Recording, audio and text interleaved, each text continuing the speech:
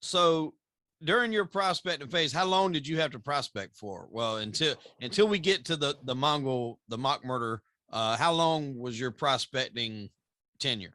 Yeah, between the hang around and prospecting phase, the case from top to bottom was about 2 years. Okay. About 2 years undercover with these guys. Part of that time was spent as a solo angel. We were confronted at a point as the solo angels, like, you're not going to be solo angels anymore. You're going to be Hell's Angels, and you're going to drop that solo patch, and you're going to come with us, or you're not going to be seen here anymore. So between that hang around and prospecting phase, that was probably 18 months. Because there's no time limit. You doesn't have, okay, well, you do this for 6 months. I want to say, I have a friend of mine who was a member. He's not anymore. And he said that I think at least a year you had to do. And then that's still not like saying your anniversary you're in. There's a lot of things that you have to do. And not even talking about illegal stuff, like runs you have to make, so many runs here, so many runs there. And to get to that point, then it's still up to the discretion of the other members if you get in. So it's not like, make it a year. You could go for 2 years. I mean, no, you could go for number. 10 years. Yeah. The Hells Angels are smart. Their prospecting phase is a minimum mandatory of a year. You ain't getting in any earlier than that. Some of their rival clubs, some of the other gangs, it's much shorter, 90, 120 days. They deem you've proved yourself, and they're going to make you a full member. In the Hells Angels, you're going to spend a minimum mandatory prospecting 1 year. And they're smart to do that because they realize as law enforcement, we don't have the time, the patience, the money, the ability to run that long. And you hit it on the head. Sure, there's violence and there's crime involved in that process. I like transported guns, sold guns, bought guns, drugs, intimidations, beatings. All those things were part of that process. I was sent on a mission to kill members of the Banditos motorcycle gang at one point as part of the test drive. But you're also sitting at biker runs selling T-shirts. You're washing bikes. If a member calls you at 3 o'clock in the morning and says, "Man, I want a chocolate milkshake," you put your pants on and you go find a chocolate milkshake. All those things are part of the mud check tests that you spend over the course of that year to try to convince them that you are worthy to wear their patch. Right. And no's not an answer you give if there's a request like that. That's just no's not an answer you give if you expect to stick around very long. Right. Did you have, when you first come in, I'm sure you're familiar because I think I've heard you mention him in a few interviews, a guy that actually infiltrated the Mongols, Billy Queen. Billy Queen's a great friend of mine. Yeah, is he? Okay. Billy Queen's a peer of mine. Billy infiltrated the Mongols like almost immediately. Like the case is almost touched back to front when Billy infiltrated the Mongols in Southern California. And his book, Under and Alone, is an amazing story of his experience. Billy was a fabulous undercover agent, much better than I ever dreamed of being. Billy's a remarkable man, a remarkable agent. I admire him. He mentored me. He's to say he's a peer flatters me. Wow. Okay. Yeah, I didn't realize you guys are that close. Yeah. Billy is all that. Well, in his story, and I'm sure you've heard it or talked to him about it, there was a guy, and I want to say he called him Red Dog, but he pretty much knew right off the bat that Billy was a cop. It was just, he knew that there was just something not right about it. No matter how many other people love Billy, he just had that feeling. Did you have anybody like that within the Angels? I did. That just pegged you for a cop, no matter. I did. Billy's nemesis was Red Dog, the guy that just made his life miserable. Yeah. There was a member of the Hells Angels, a very well-respected, admired, long time, like intimidating, freaking really dangerous cat named Robert Mora. He went by the name of Chico. He went by the street name of Chico.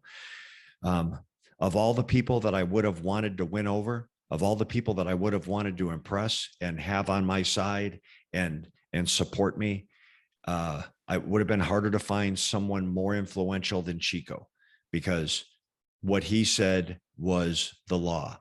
Chico never liked me. He never bought off. he always had that sense, man, there's something not right about this cat, even when other members were trying to convince him that I should be trusted and that I should be embraced.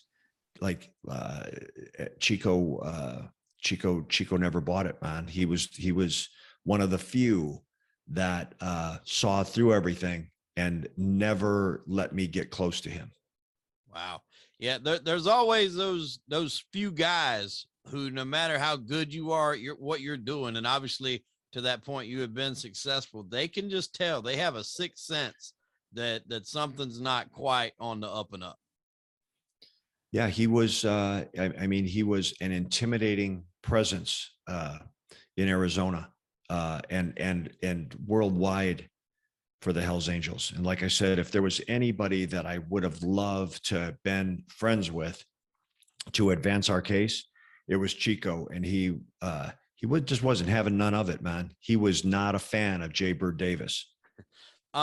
Did you have, you obviously, we talked, you had him not really trusting you 100%. Did you ever have any close calls as far as like getting made for being a cop during the midst of your investigation? Like were you wired up? Kind of how was that working? Both, sometimes wired, sometimes not wired. It was kind of a day-to-day call on what I felt like could pull off. But yeah, there was probably the biggest compromise actually is who we just talked about, Chico. Really? Members of the Solo Angels went to Chico and said, man, you know what? Like, we don't know if these guys are legitimate.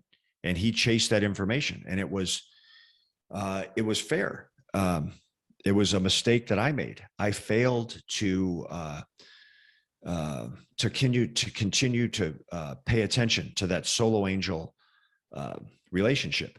And like any relationship, even just boy-girl stuff, human relationships, the best ones are the ones you pay attention to and give time to, and dedicate energy and effort to. Once we got what we wanted from the Solo Angels, I made the failure of not continuing to solidify their trust and not like really holding up my end of the deal. Solo Angels came to Chico and some other Hells Angels they knew, and they said, man, you better watch out for these dudes. That information came back to the Hells Angels. It came back to Bad Bob Johnson. I was confronted in a pretty perilous way. I mean, I was told I had to come to a meeting. It turned out afterwards, through intelligence, that we learned kind of what we believed at the time. Like, dude, they were ready to smoke you. This was an assassination. Like, it was done. I came in and against the wishes of some of the people I was working with, said, let me see if I can save this. Right. And I repaired it to the point to convince them that what the Solo Angels were saying wasn't accurate, that the Solo Angels were just jealous. The Solo Angels felt neglected because we were not showing them any love anymore. They were angry about it. And that is when we were confronted with, we're not dealing with this anymore. We're not dealing with those cats anymore. You're going to be Hells Angels or you're going to be gone. Okay. So that was the ultimatum when it came. So you kind of pawned that off as almost a jealous girlfriend type. They're mad because you're dealing with the HAs. I played it that way, but I wasn't playing it even that way out of fiction. That was the truth. Right. I had neglected the Solo Angels. I had kind of not necessarily turned my back on them, but once I got their patch, I didn't need them anymore. What I should have done was taken better care of them to keep that cover story alive. I didn't. That was a tactical error, a tactical decision that I made that backfired on us. And when they came to the Hells Angels and said, man, we don't believe these dudes, it caused huge problems that I probably could have avoided if I would have been smarter. Well, now let me ask you this. At that point where you're at now, some time had lapsed from when you made that deal with the Solo Angels. Was those things not being done anymore? Were you guys kind of done dealing with them, in that way, or were you still kind of taking care of them? Where was that relationship? You were no, done? Like, I got what I wanted from them. We got their patch. We were running around Arizona. They were like the discarded girlfriend that like had her heart broken, and man, like, you scorn someone like that. If I would have been smarter about it, I would have said, man, we got to keep working with these guys. We need to keep these guys on their side and keep them happy. I didn't do that. I got caught up in dealing with the here and now, and wasn't paying attention to the backstory, and it bit us. So the here and now, you're rolling, you're prospecting, everything, is going as it should. At what point in the documentary on the History Channel, Pops it became a little bit too much for him? Is that kind of what happened? Was he kind of cracking under the pressure? Or? Well, it was, man. Pops was he was remarkable. He did all kinds of positive things to help us. But man, you're taking a reformed drug addict and a reformed drug dealer, putting them right back into the environment that tanked his life in the first place. And it became overwhelming for him. And he was starting to use again. He was starting to make bad decisions. I never questioned Pop's loyalty. I felt like Pops was always on my team. But when someone on your team is using drugs with people on the other team, and it's a life and death situation, man, that's, you can't do that, man. Right. You can't do that. And so we had to figure out, like, how are we going to slip Pops out of this situation and keep going? And Pops was very well loved. Pops, Pops was a very important part of what we were doing. Now we're going to get into that and everything that transpired for that. But I wanted to ask you one question. You touched on it there. When Pops began to use, as a member of this group, I'm sure at some point you were either offered or got told. I think in Billy's book, they pretty much tell him to do it. And he was able to do it in such a way to where when he went across to do the coke, he kind of wiped it with his hand, and it appeared at the time that he sniffed it. Were you ever in any kind of compromising situation where they wanted you to do it or forced you to do it? And if so, how does that work as a police officer? Are you able to do it and then notify a superior, hey, I had to do this to keep my cover intact, or are you not allowed? Kind of shed some light on that for us. Well, when you start simulating like Billy was doing, that's a dangerous game to play. Really dangerous game to play. You better be really good at it. Yeah, there was drugs around every day. One of the benefits is that not every Hell's Angel is a drug addict. Not every Hell's Angel is a drug user. I crossed paths with dudes who were fitness freaks, who went to the gym twice a day, 3 times a day, who got their rest, freaking meal prepped, all that stuff. So it's not like every single dude is like out of his mind, stoned out of his mind all the time. Right. There are some that are. And through tradecraft and expertise and being able to talk and avoid, you do your best to circumvent, those situations, those confrontations. But I'll tell you what, if someone cuts a line a dope out on the table, and they've got a gun to your head and say, like, you're either going to hit that rail or I'm going to fricking splash your ass, you know what? You're going to hit that rail. Oh, hell yeah. Now, after that happens, I'm assuming, notify your superiors or law enforcement and tell them, hey, they had to do this, or is that not? There's a process. There's a process. If if you're in that situation, and you're, forced or accidentally ingest drugs, you got to get medical treatment. There's documentation. There's all kinds of things that you have to do to capture that, to be honest and accurate about it. Right. But the truth is, your case is going to come to an end. Right. Because supervisors are going to say, hey, man, if you're not good enough to avoid this, if you're not good enough to figure out ways to get around this, then we're not leaving you in that spot. Yeah. People in suits that's never done this probably a day in their life is telling you how you're supposed to, handle things and those kinds of things. It's always the expert that never did it or never did it very well, telling the people trying to do it how they should do it better. Those who can't do teach, I guess is what they say, right? Yeah, so that was something I was always curious of. And for the reason of what you just said was, and especially when things go to court, that could be, an attorney's dream is to be able to compromise a case based on credibility, over drug use. The 2 biggest defense tactics in any case, not just in this case, in any undercover case, are entrapment. You have to be prepared to overcome the entrapment allegation. that you convinced someone to do something that they didn't want to do or wouldn't have normally done. That's a very typical defense, and a good defense, and it's a righteous defense. We should not be out there as law enforcement officers. We should not be creating criminals. We should not be inventing criminals. I think it's a very good defense, and I think it's a very good law. And then outrageous government conduct, which is as an undercover agent, you cannot become so outrageous that you are worse and are doing things more terrible than the people that are being charged and prosecuted. So there's a very fine line to walk there, man. It's like, you know what, you're not just like out there freewheeling and just doing whatever you want to make your name. If that was the case, and you could just run around and use drugs and beat people and do all kinds of nasty things to be believable, it would be easy. It's not. It's real hard.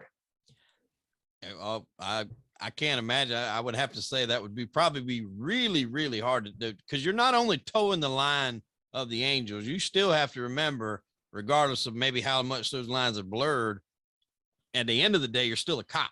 So you're, well, you know, ATF got in trouble years back. ATF was involved in this Operation Fast and Furious, where ATF had allowed 2,500 assault weapons to be trafficked out of the United States to cartels in Mexico. Mm-hmm. And those were bad decisions, and they got caught, and people died, and there's all kinds of treachery and embarrassment behind that. But the vibe from the undercover community was like, wow, you know what? These executives, they just thought that they could approve to run guns into Mexico. They're like, if we could have freaking run guns and committed felonies, like our job would have been a lot easier. Those same guys that were like criticizing the way we do our job, when it came to them having to run a case, they had no fucking idea what they were doing. Yeah. It's crazy. Now we're going to pick back up on, you know, Pops, like you said, is time for him to kind of make his escape. But at the same time, you mentioned he's really well liked. So you guys have to kind of come up with something real quick and something elaborate and creative to get him out of there. But at the same time, not only is it going to get Pops out, but it's going to boost your cred with the club tremendously. Go ahead and kind of tell us where you guys come up with that and how you put all that together. Well, we were trying to solve a bunch of problems at one time. Mm-hmm. Very early on in the case, when I started running with the Hells Angels, and I asked a very innocent, simple question, but I was soliciting the answer that I got. I said, what do I do if I cross paths with a Mongol? And I was told it's your job to kill him. That was 2 years prior. On site. I put that information in my back pocket, and you know, I was hoping at some day, or at least planning for some day, to put that in play. That's what I was told. That's where the instructions, those were the orders I was given.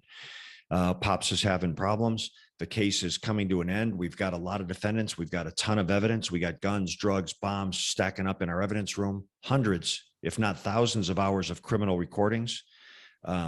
We got our defendant list. We've been running for 2 years. The violence was extreme over the course of that time. 8 or 9 Hells Angels that I knew, that I was associated with, were murdered, you know, in various situations. You know, the clock was ticking. Massive amounts of money were being spent to run this investigation. It costs, you know, it's expensive to run a task force 24 hours a day, day after day. The toll being taken on the undercover agents, you know, 18, 20-hour days, day after day, trying to run and manage an investigation. So it all was coming to a head. And so I had been developing this plan for quite a while, like waiting for the opportunity to present it. I went to the Hells Angels and said, there's a Mongol in Mexico. You guys know that I have gun running contacts in Mexico. I want to go down there and I want to kill this Mongol. And they were very much in favor of it. There was no hesitation. Yeah, right on. They gave me the gun to do the murder with. They told me how they wanted the murder done. So trying to solve multiple problems with one event, I told them that, you know, I was sending Pops down early to scout the situation, and I was going to go kill a Mongol. Came back, found a Mongol in the desert, killed him, assassinated him, brought the evidence back to the Hells Angels that we'd committed a murder. They embraced it. They were excited about it. They put a patch on my back, said, welcome to the gang. You did what it takes. You took care of business. What they didn't know is that the entire murder was a fabrication. And in that fabrication, and in this cover story, Pop's element of the cover story, I had told them when I brought this murder evidence back to him, Pops went down to scout, got tangled up with this Mongol, and the Mongol killed him. I found the Mongol. I told him the story about how I found him. I beat him with my baseball bat, stuffed him in the trunk of a car. Me and my partner that was still active in the case, we drove him out into the desert. We dug a shallow grave. We duct taped him. We put him in the grave and popped him in the head with the gun that the Hells Angels gave us. We used cow parts and cow blood to dress up the murder scene. We took Polaroid pictures of it. We cut a Mongol vest off his back that had blood on it. It was a Mongol vest that had actually been seized from Billy Queen's case. Wow. In California. I took this story and all this fabricated evidence back to the Hells Angels, presented it to them in a believable way. And they bought it. They believed that we had actually gone down, killed a Mongol in Mexico, that Pops had been murdered in the process. And we were told that we were members. We were, they put their cuts on our back. You solved a lot of problems right there in that, elaborate plan that you guys come up with. And like I said, at the same time, boosting y'all's credibility with the club. Now you're saying that they put the patches right there on your back. Now, obviously, I'm sure it's largely disputed that Sonny says you guys were never full patch members. It is. And that's, I think both sides of the argument are actually accurate. In order to receive your full membership, it takes a vote. We were still inside that 365-day prospecting period to be even eligible for the vote. Right. So we present this fake murder to the Mongols, the members of the Skull Valley Charter, their officers. They were well-respected officers within the Hells Angels. Put cuts on our back, said, "Welcome to the gang. You're Hells Angels now. Treat yourself like a Hells Angel, act like a Hells Angel. You're going to be reacted to and treated by our club, by our gang as Hells Angels. What we need to do is we need to get a vote. We need to get a vote to get this certified. That vote, the case was closed. The ATF shut the case down before that vote ever took place. So, my explanation, did they put a patch on my back? Did they say that you're a member of the Hells Angels now? Welcome to the gang. Welcome, brother. You took care of business. You're a Hells Angel. Yes, they did. Did the vote ever take place that certified that and ratified that and crossed all the T's and dotted all the I's? It did not.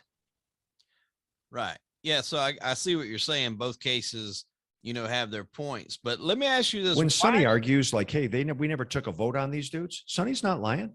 Yeah. Sonny's telling the truth. I never disputed that. I never said, oh, yes, you did, Sonny. You guys got together and voted and everybody raised their hand and said, Jaybird's a Hells Angel. That never took place. I never said it did.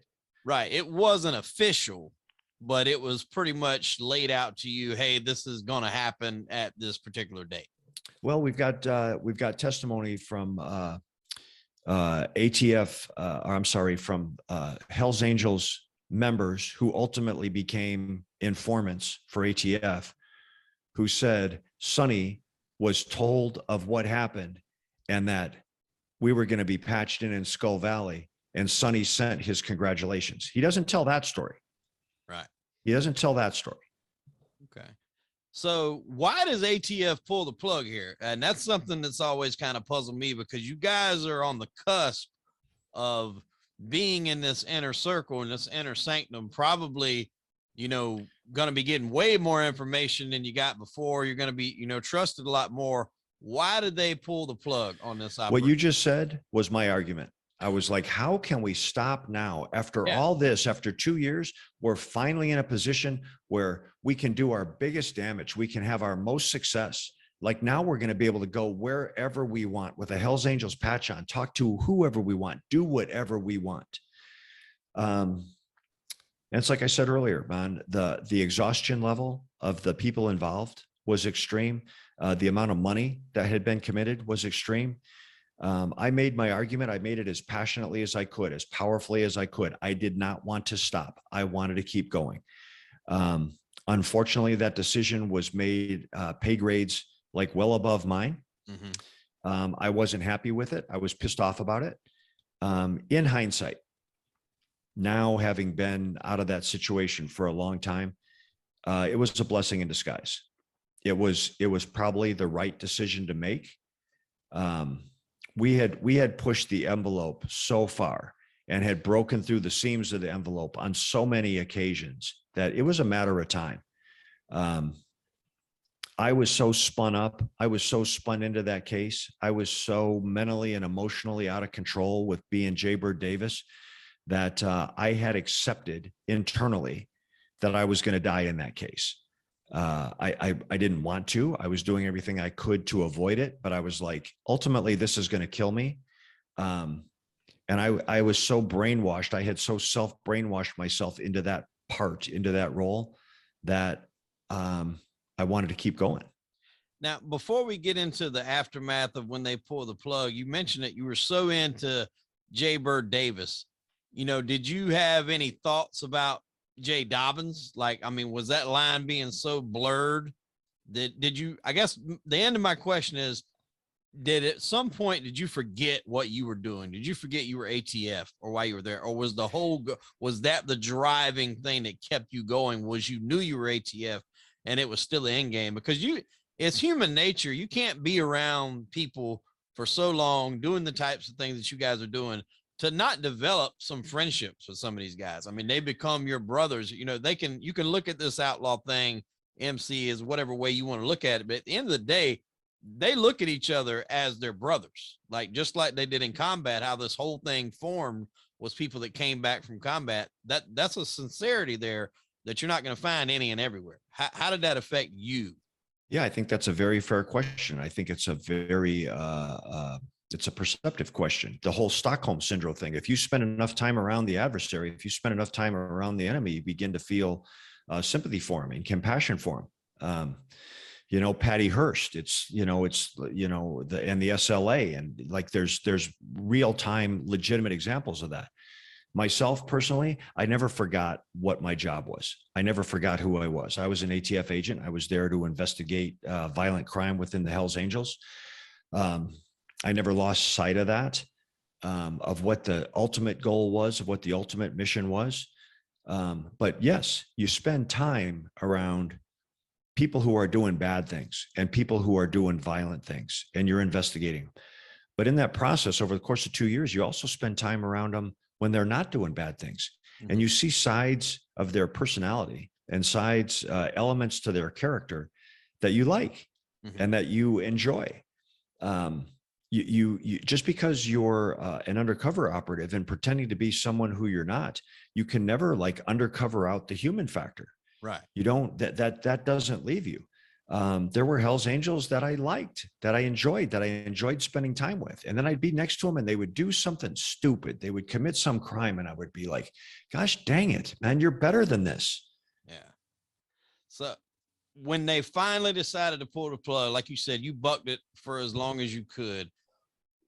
Did you have like a heads up the indictments were coming down? Was it just one day it's like, hey, don't go back to the clubhouse? Were you able to kind of go and tie up any kind of loose ends? How did that work? Yeah, both your scenarios were accurate. The case had been built. The indictment was developed. It was presented to the grand jury.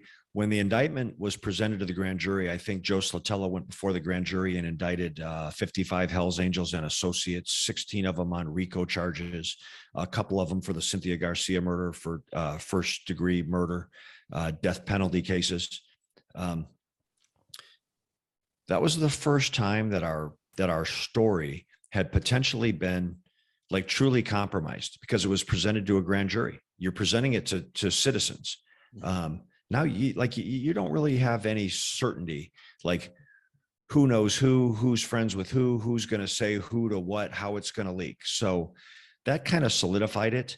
But then, yes, there was just a time where it was like, dude, you are done. You ain't going back. you don't get to go say goodbye. You don't get to go make one last hurrah. You don't get to make one last bye. Like, you're done. Like, it's like, fold it up, like, take your tent and go home. You ain't camping with these guys anymore. How did that hit you? I was super frustrated by it. 2 years of pain and suffering and blood, sweat, and tears and exhaustion, and the battle damage that I put on my family, and just all the treachery that we'd overcome. And I was like very much willing and believed I was capable to continue. To say I was pissed off, and to say that I told, or I expressed to the ATF supervision and to their bosses that I would pissed off, is a massive understatement.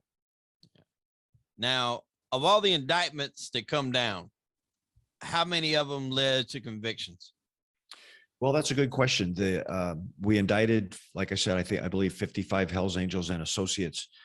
The case, when it went to the attorneys and when the actual prosecution of the case started, there was disputes that developed between the prosecutors, the agency, ATF, the case agents, on how they wanted to present the case in court.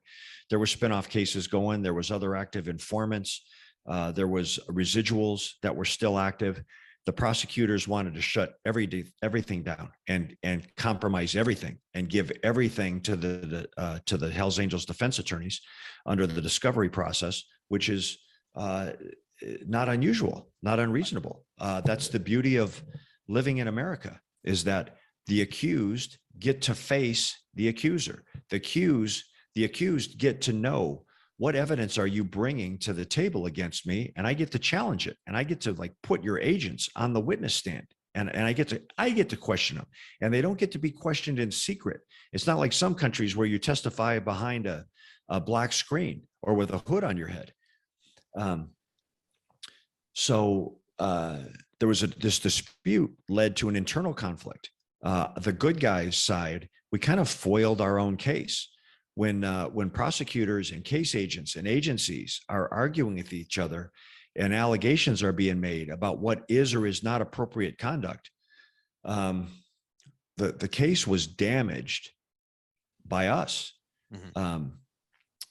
Charges started to be reduced. Charges were dismissed. We got convictions. We had plea deals, and, a lot of people took a lick behind that case. Not nearly as good as what it probably should have been, what it could have been. I'll say this: that case ended in 2003, based on the evidence, based on the agent testimony, based on the reports and everything that we would have dragged out of our evidence room and brought into a courtroom to put on display in front of a judge and a jury. That case is every bit as winnable today as it was in 2003. It was the internal mechanics of government that turned the prosecution into being something very much less than what it should have been. Wow. So, and the reason why, and I'm just guessing here, but the reason why they were taking a lot less time, or giving a lot less time and taking these plea deals, is because of everything that was going on. If it had went to court, there could have been a possibility of those guys beating these charges with the right lawyer. Is that accurate, or? I understand your point. To say, I can't say it's inaccurate. Could with great lawyers, and the Hells Angels have amazing lawyers. They have smart attorneys. To say, like, no, they could have never beat the case, that would be a silly statement to make. With the experience I have, OJ beat his case. Like, we saw how that went down. So if you say, like, oh, you got a sure thing, there's never a sure thing when you go before a judge and a jury. Am I extremely confident that we would have won on the charges that we presented? After, like I said earlier, with the evidence we could have brought into the courtroom and the agent testimony, it's really hard to argue against the case when there's a recording of you saying and talking about and being involved in the crime that you're trying to avoid. But that's, as an agent, as an undercover agent, like, I don't get to manage the entire case. I don't get to prosecute the case. I don't get to take it into the courtroom. Like, I had my role. I played my part the best I could. I made mistakes. I did things wrong. I wasn't perfect every day by any means. Never said that I was.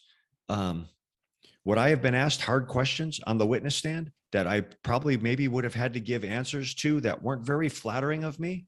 Of course, I was there ready, prepared to like tell the truth and let a judge and jury decide, like, do I believe this guy or do I not believe him?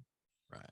And that goes to kind of what we said earlier, the infrastructure and the way that the angels work. They're going to put you through that long process. Like you said, not too many, backings of law enforcement have the type of money that can go for as long as you need to start getting that information.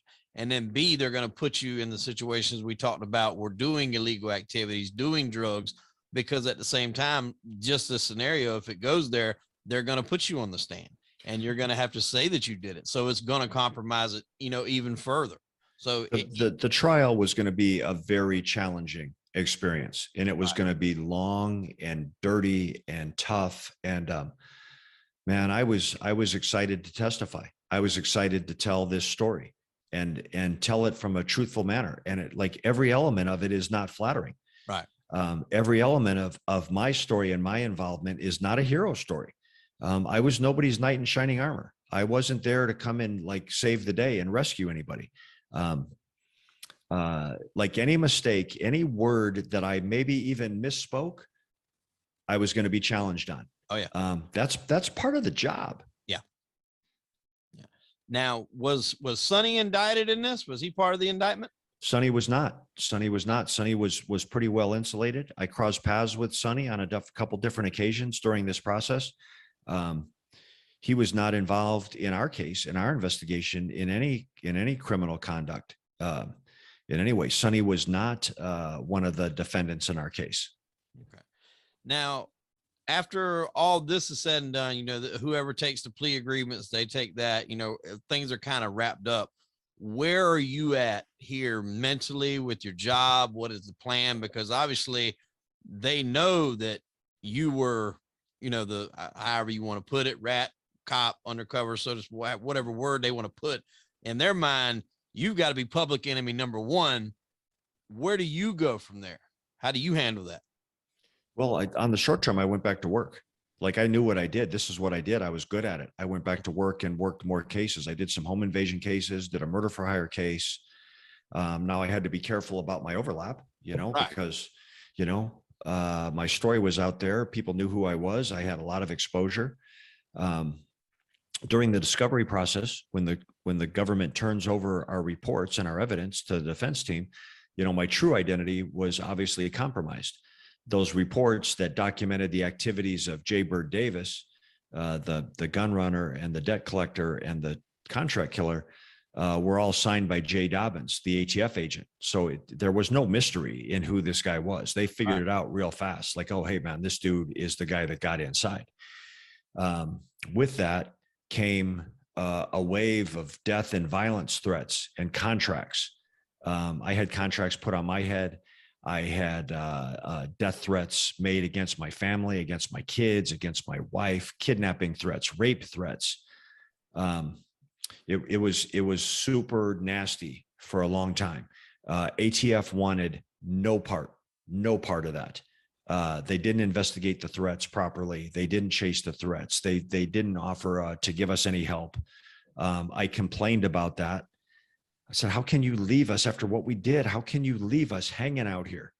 And the explanation they gave, although I didn't really like it, it did kind of make some sense. They were like, Jay, where do you want us to start? This is an international crime syndicate. They have farmed contracts on you to the Aryan Brotherhood, to the MS-13, to street gangs in California.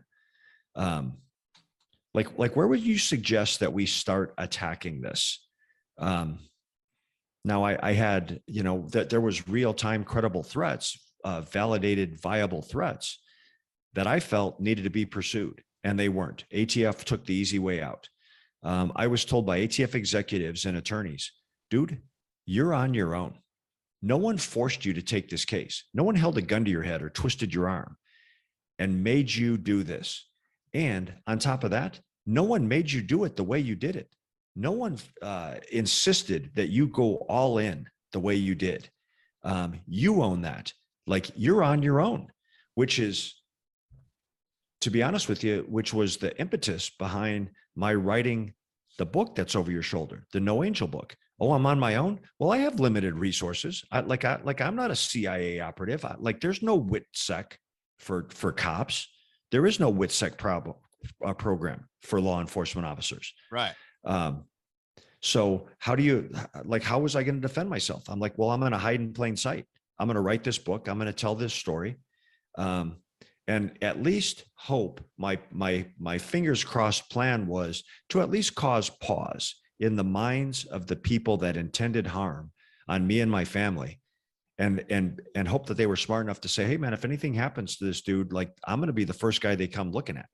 Right. And that's pretty brilliant on your part, because it's almost like if you try to stay low key and off the radar, when they find you, there's not going to be a whole lot. I'm not going to say not a whole lot said, but it's going to be easier to, say, well, we don't really know who's going where, but you put yourself into the spotlight to bring all that and say, hey, this is me. I did this. All of these factions here want me dead. So if it happens, you got to start looking at one of these. And I think that like anybody that reads the No Angel book will see that it's, much like I hope to at least have tried to portray myself in this interview. Like it's not a hero story. I'm honest and open about the mistakes I made and my failures and my flaws. It was also not written in a way or with the intention to try to like punk the Hells Angels or humiliate the Hells Angels or try to minimize them in any way. I was just telling a story. How long did these threats last? It was pretty crazy for a while. We moved around. ATF actually did relocate us a couple times. They just didn't do a very good job of it. They left us exposed on the relocation. So we were like kind of wasting our time. We were moving, but we kept getting found. I ran into a Hells Angel that was a defendant in our case. He told me face to face, you're going to run the rest of your life from the Hells Angels. We know where your kids go to school. We know where you work. He actually said, he goes, you know what? We know that you love that little boy you have. Someday you're going to be waiting for him to step off the school bus and he's not going to step off. And when that happens, think that he's with me and what I'm doing to him. Shit. You get a threat like that. And then your agency says, hey man, tough luck. Nothing we can do about that. Threats were intercepted out of the jail, out of the prison system, written by the hand of Hells Angels that I helped put there that said, hey, you want to get this dude back? Man, you don't put a bullet in him. Get his wife, kidnap his wife, videotape her gang rape and watch him, make him watch that. See how he likes that. That's a pretty good payback. And then they were even planned behind that. They said, hey man, you can't put a bullet in this guy because everyone's going to know we did it. But if you get a syringe that's contaminated with the AIDS virus and stick him, we'll still kill him. He's just going to die of some process that doesn't point the finger to us. So I complained about ATF's lack of response and reaction and support in this case. They doubled down on me. They took all my previously concealed personal information that was concealed from the public viewing, mainly the location of my home, which had been hidden and concealed within the tax records. They placed all that stuff in open source, publicly available databases. They forced it into the open. 3 months after the location of my home was made public, my home was burned to the ground by arsonists. Holy shit. I thought, okay, now they can't ignore this anymore. All these threats out there, dozens of legitimate, viable, credible death and violence threats. Now my house gets burned to the ground. It was confirmed that it was an arson. It wasn't an accident. It wasn't like a toaster blew up and started a fire. Someone set my house on fire. I wrongly believed, well, now they're going to have to do something. They doubled down on me again for the second time. They rented office space. They assigned agents. They built a task force with the sole intent of framing me as the arsonist of my own house. Jesus Christ. This ain't made up. This, you know what? Like,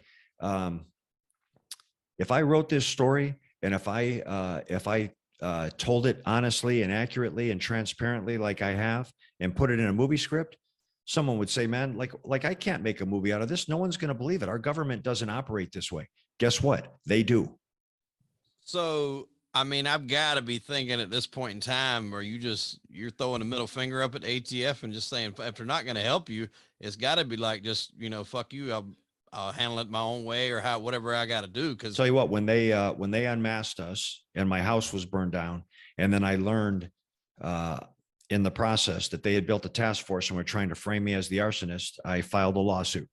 Other ATF agents, Billy Queen, as an example, had been abused by the system. Nothing like this, but had been abused by the system. Historically, people had absorbed it, had taken it, because they were afraid to fight the monster. And I understand why. I filed a lawsuit. It was years of litigation. They bankrupted me trying to fund my lawsuit, to defend myself, to protect my reputation, to get the truth out. Mm-hmm. Went to trial, went to a 3-week trial. Every allegation that I made was proven true. Their failure to address the threats, their ignoring the threats, their attempt to frame me as the arsonist of my house, those things were all proven true. But the ATF attorneys at the time told me, we're going to go to trial and you're going to win. We know what the case is, but check this out. We'll never let you win. We will appeal this and we will fight this, and we will find every technicality that we have within our resources to have it overturned. You're going to win at trial. But you don't have the resources we do. We have thousands of attorneys we can throw at this. We have millions and millions of dollars we can throw at this. The Department of Justice is the biggest law firm the planet will ever know. You're just like this lonely ATF agent out there. No one loves you anymore. No one supports you. No one believes you. We'll just wear you out. We'll out-resource you. They appealed the trial court victory to the appellate court. And the appellate court actually did not dispute any of the facts or evidence. They didn't dispute any of the factual findings that were at the trial court level. They did overturn it by saying there is no law in place that says the way you were treated by your agency is against the law. Wow. The appellate court basically said, hey, man, this is too bad. This is a really tragic story. I'm sad that happened to you. There's nothing that ATF did that's illegal. There's no law in place that says they have to protect you. There's no law in place that says they have to investigate death threats against you. They didn't break the law. You lose. So you have got the Hells Angels pissed at you. You've got contracts out, from, like you said, the AB to MS-13s, and that's Aryan Brotherhood. If anybody doesn't pick up on the, the 2 letters there, what that symbolizes, and they've got reach way, way, way, almost just probably just as much as the Hells Angels. And now the company that you did this for, the ATF that you did this for, is not even fucking backing you at all. Well, I'll tell you, the people that were driving the failure of ATF to not respond to the threats, and the people who were at the heart of the attempt to frame me, were the exact same people who ran ATF's Operation Fast and Furious. They were the bosses out here in Arizona. They were responsible for allowing 2,500 assault weapons to go to El Chapo's people in Mexico. I ran into a perfect storm of incompetence and arrogance and corruption. And I was just caught up in the whirlwind of it. I was just one guy trying to fight the fight against this massive machine. And to be quite honest, in the process of standing up, they stomped the shit out of me. Wow. I mean, and ultimately, did what they threaten you with come true? Did they basically just drag it out and drag it out and drag it out till you had to let it go? I mean, they did. They drug it out, to the appellate court, where the appellate court said, like I said, you know what? Hey, you won at trial. We're not disputing the facts and evidence that were presented. You won. You proved it. We're deeming that ATF didn't break any laws. They didn't do anything wrong because they didn't protect you. That decision was appealed to the Supreme Court, and the Supreme Court said, man, this is not a case that we hear. Like, Supreme Court hears constitutional cases. Right. And there wasn't like a constitutional violation of my rights because I guess I didn't have the right to be protected by my agency or be defended by my agency. Yeah, to answer your question with your short question with a long answer, yes, the government won, and they buried me. They crushed my reputation. They crushed me financially. But I'll tell you this, in reflection now, like looking back at this from a 30,000 foot view, the title of my second book is called Catching Hell, a true story of abandonment and betrayal. That abandonment and betrayal, to be quite honest with you, I probably had that coming. I had created some real bad karma for myself, because when I talk about abandonment and betrayal, am I talking about the way my agency treated me? Yes, I am. But I'm also talking about myself, because in this process, becoming Jay Dobyns, I abandoned and betrayed my wife, my kids, my family, my friends. I didn't see it at the time, and I didn't see it that way. I only saw it that way upon reflection. But yeah, I was super pissed when ATF abandoned and betrayed me.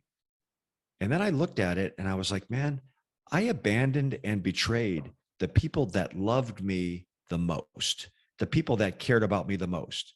And I was like, man, like when it happened to me, I was super pissed. And then I was like, man, you did the same thing to the people that loved you the most, dude. You had this coming. Am I trying to reason through it or apply some logic or reason and common sense to maybe how my life went? Probably. But I can make it make sense to myself from that perspective. Wow. That's gotta be a come to Jesus type feeling when you know that, like you said, they're not going to help you out. You've still got this, multiple organized crime syndicates that don't want to see you breathing and is threatening to do all those things that they said to not only to you, but to your family. Where do you go from there? Like, where does Jay Dobyns next stop? Well, I'll tell you, Ben, there's been, as tragic as that story is and as tragic as it ends, I've found so many like beautiful and great things about it. The biggest payback that any of us can get, not just Jay Dobyns, the biggest payback any of us can have on anybody that wants to see bad things happen to you or harm done to you is to be happy, is to live a happy life. They don't win if you live a happy life. That's what I've tried to do. I've tried to live a happy life. I've tried to live a positive life. Another thing is that it really made me much more spiritual. Early in my life, well, I'll tell you what I learned. I learned if the only time you're talking to God is when you're in trouble, you're in trouble. Yeah. I always went to God when I needed a favor, when I needed a rescue, when I needed help. And that's not how it works. Mm-hmm. That's not how you do it. And I say this with shame, and I say this with embarrassment and humiliation. And like, we're literally talking to, thousands of people out there that listen to your show that don't know me, and that are forming opinions of me and are forming judgments of me. And that's part of being an audience, and that's part of me telling my story and trying to be transparent about it. But I'll say this, over the course of my life, I have made millions of mistakes, and I have done millions of things wrong, and I have millions of regrets. And God has given me 1,000,001 days of forgiveness. God has given me 1,000,001 second chances. So I'm very grateful for that. I'm grateful for that, everything that happened to me. The good stuff, yes, of course, we're always grateful for the good stuff, but I've learned to be grateful for the bad stuff, and try to find the silver lining in it. Well, I mean, they say if you try to take every loss and not treat it as a loss, treat it as a lesson, to learn and going forward. You learned a hell of a lesson here. And when I talk to everybody and they tell me their stories, whether it's, crimes or, pot smuggling or, undercover, like what you were going, I like to ask them this question. If you had it all to do over again, would you do it? But I'm asking that question because it's hard to say whether you see how it turns out now. Obviously, I would think you would say hell no, but I mean, what would you say if you had it all to do over again? Well, for me, like one of my flaws is wisdom is always something that came to me right after I needed it. Yeah. Uh, so I think your question is a very fair question. Would you do it again? So when I reflect back, over this story that we've talked about, I'm looking at my clock for the last 2 hours and 20 minutes. And we've told a lifetime of a story in 2 hours, right? Mhm. So when I look back at that and I'm asked the question, would you do it again? I get hired, I get shot my fourth day on the job. I have a bullet go through my chest, less than a week. A year and a half later, I'm in another shootout where I'm shot and run over a car. I spent 27 years as an undercover operator and all the things that happened there. And then the death and violence threats and the battle damage I put on my family and all those regrets and those shameful things that I talked about. Would I do it again? Yes, I would do it again. I would do it again in a second. I would do it again without thinking twice about it, but I would do it better. I would do it cleaner. I would be smarter. I wouldn't destroy my family in the process. I wouldn't damage my kids in the process. I wouldn't alienate my wife in the process. I wouldn't destroy my relationship with my agency in the process. Knowing what I know now with hindsight, I know where the mistakes were. Mhm. At the time, I didn't know where the mistakes were. That's powerful, man. Now, you said the biggest key was, being happy. You're coaching football now, correct? I do. I took over. I had coached at the end of my career. I was coaching high school when my son went to high school. I started coaching football, coached him. My son graduated high school, went on to play college football, but my son had left. But I stayed at the school that I was coaching and continued to coach. And this was while I was working. I was actually coaching full time while I was in the middle of my lawsuit, to be quite honest with you. Um, and I got I got a huge level of satisfaction from being around these young people and trying to take some of the things that I messed up and try to help them avoid those mistakes. And I was able to do that through football. So I coached. I've been coaching high school football for dang near close to 15 years at this point. A couple of years ago, I took over the program as the head coach of a little high school here in Tucson that no one was paying much attention to, hadn't found much success, and have tried to get that turned around. When I say turn it around, I'm not turning it around. The kids are turning it around. Like I'm there, like as a guide, as the head coach. I'm trying to like give them some direction. But I coach some amazing young men who are everything. They have their whole lives in front of them, Mhm. and everything they ever dreamed and everything they ever want to be is right there in front of them. And I get to touch that. Wow. And then what is it? Is this high school, you said? Yeah, it's a little high school here in Tucson, and we've actually taken what was a dumpster fire of a football program and turned it around, and we're competitive and we win games, and we got kids getting scholarships, and we have kids having just good football experiences and taking away good memories from their teammates and from our football program as they move on to their lives. And I get a huge amount of satisfaction in that. There's no money in it. There's no fame in it. There's no glory in it. No one's paying attention to me. No one cares what we're doing except the people that are involved, except the kids that I coach, the coaches I coach with, and their parents. No one, we're not on anybody's radar. Right. And I love it. I love every day that I get to spend with those kids. That's awesome. I talked to you about this when we first started communicating. I coached my son as well. And last year was the first time we had done 7-on-7 training, which is kind of the training you do before the tackle season starts. And I was coaching with a friend of mine, and we started doing the 13 and 15-year-olds. And we actually won a championship with the 13-year-olds. And I tell you, that was some of the funnest times I ever had. Like you said, we're not on ESPN. It's our local, 7v7 football league around here. But watching those kids have fun and then going all the way, and obviously, yeah, you're playing it because you want to win. And we won the championship. It was some of the funnest times I had ever had, getting to do that with those kids. It was just, it's what it's all There's all about. kinds of ways to impact people's lives. And, Yeah. um, and I get to touch these kids' lives and trust me, like I coach them hard. I'm hard on them. Yeah. They don't like me every day. But I'm honest with them. I push them. I challenge them. I push them to do things and accomplish things that they don't believe that they are capable of. And once they do that, hopefully when they become, grown men and they move on to college and get jobs and raise families, I'm hoping that they'll remember me in a flattering way. Well, I hope our audience remembers you in a flattering way, because you've told a hell of a story here. The highest, the highs, lowest, the lows. Before we get out of here, I've got one story that I'm going to ask if you'll tell, because obviously, you hear the story. When I tell you that I almost got brought to tears on something, you would probably say, well, what part was that? I can't remember. I want to say it was Game of Crimes podcast I was listening to, because I'm actually a fan of those guys, and you were on there. And you told a story about your son, and he would give you these rocks while you were gone. And man, I could hear it in your voice. There it is.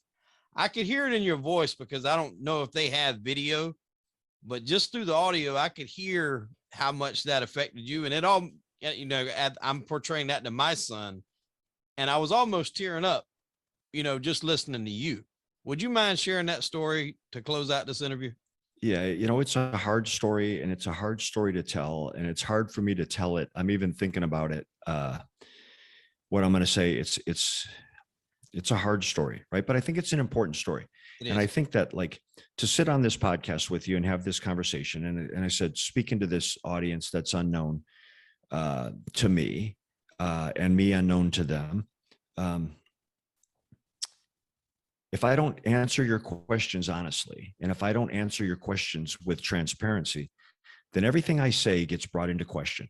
Like what part of this is true? What part of it's the lie? I've got to be truthful about all of it, even the bad parts. Because if I'm not truthful about the bad parts of my story, then why would you believe the good parts? So during the course of my career, when my kids were born, I was working undercover, and as my son grew, I would leave on assignments, and a big one was this Hells Angels case. And I'd leave home, and every time I'd leave home, my son Jackie would run out in the yard, and he would grab a stone, a rock out of the yard, and he'd say, "Dad, like, take this with you." And so for years, I collected these stones from my son, and I hung on to all of them. I kept one with me at all times. I had them in my pocket of my pants. I had them in the saddlebags of my motorcycle, my undercover car, my undercover house. I was handing them out to my partners. They were good luck charms, and I would hand them out to the people I was working with. And I was saying, like, all this violence we're around, everything, this turmoil, man, I don't know what kind of blessing this kid is putting on these stones, but it works. Please, I'm begging you, keep one of Jackie's rocks with you. Like, keep yourself safe, because I believe that Jackie's good luck charms were actually working. So right before we were going to do the Mongol murder that we talked about, where we were going to fake the Mongol murder and deliver evidence of this murder, back to the Hells Angels, it was the last really big operation in the Hells Angels investigation. And I'm at home, and I'm getting ready to leave, and Jackie goes through his routine. "Dad, don't leave yet. I got something for you." He comes running up, and he gives me this rock. And he's like, "I've been saving this one for you. It's special. It's shaped like a heart." And I took his stone, and I was a 40-plus-year-old father, and I was doing my best to comfort my 10-year-old son. And I said, "Dude," I said, "I'm almost done. And all those things that I should have been doing with you, we're going to do those as soon as I finish up. We're going to play catch. We're going to go swimming. We're going to read books. We're going to ride bikes. We're going to wrestle. We're going to go to the movies." All those things that I, as your father, should have been doing, I'm going to make up to you. And I said, "Dude, it's all because of these rocks, man. It's all because of these good luck charms you've been giving to me. I've given them away. They're so great." And this little boy's standing on my driveway, and he's got just a pair of shorts on, no shirt, no shoes, and tears start streaming down his face. And he said, "Dad, those aren't good luck rocks, and you shouldn't have given them to anybody else. They were just for you." And I was stunned. I was like, it didn't make sense to me. For years, I'd believed that he'd been giving me these good luck rocks. And he's like, that's for you to put in your pocket. And every time you think someone is going to hurt you, you can reach in there and touch it. And that's like me being there to help you fight them back. That might have been the best day and the worst day of my life. The best day was that I was raising a boy that he got it, he got it. The worst day was that is what I had done to my son. That is what the life I had lived, the selfish life I had lived, and the selfish decisions I had been making. That's what it did to my little boy. And that was, like I said, man, it was maybe the best moment and the worst moment of my life, within those few minutes.